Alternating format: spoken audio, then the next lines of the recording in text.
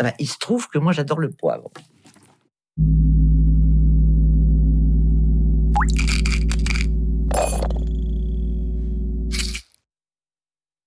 Ma mère cuisine au poivre. Et je crois que mon palais a été exercé au poivre. Et c'était une excellente cuisinière. Et à Paris, il y a un coin qui est magnifique pour ça. Il faut aller chez les commerçants indiens, du côté des Bouffes du Nord, ou Passage Brady. Vous avez un marchand, et j'ai voulu y aller hier matin, j'ai pas eu le temps. Vous avez un marchand de poivre, vous avez 30 sortes de poivres. Et je me suis mis à goûter les poivres et à voir les saveurs différentes.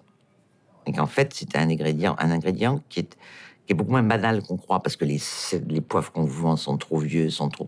Je vous dis, je fais pas de publicité pour lui, l'Indien du Passage Brady, son poivre est dans des sacs. Et l'odeur, et vous savez, c'est comme une feuille d'oranger ou une feuille de citronnier. Je sais pas si vous êtes baladé dans ces villes.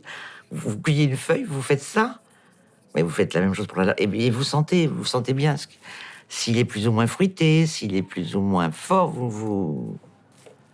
Le vert, c'est le plus doux, parce que c'est comme les olives vertes et les olives noires. Hein. C'est pas deux arbres, hein, c'est le même arbre à un stade de maturation. Le vert, c'est le premier, parce que le poivre, c'est une liane, c'est joli, ça fait des petites boules. Et le vert, c'est celui que vous allez pouvoir utiliser. Là, j'en ai bien. Moi, je les achète comme ça. Je les mets dans des bocaux que j'ai pas retrouvés à la maison.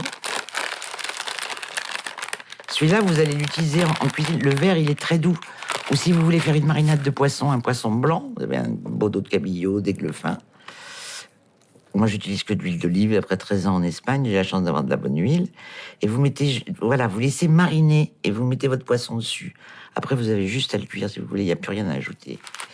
Ça va relever, ça va donner un coup de fouet à votre sauce. C'est comme un révélateur de goût. Non, ils appellent ça des exhausteurs maintenant. Sauf que c'est naturel. C'est-à-dire que les autres saveurs montent. Si vous voulez faire une bonne... Regardez un exemple. Je ne sais pas si vous aimez les moules marinières. Bon, il n'y a pas 36 solutions. D'abord, il faut un bon verre de muscadet, ça c'est sûr.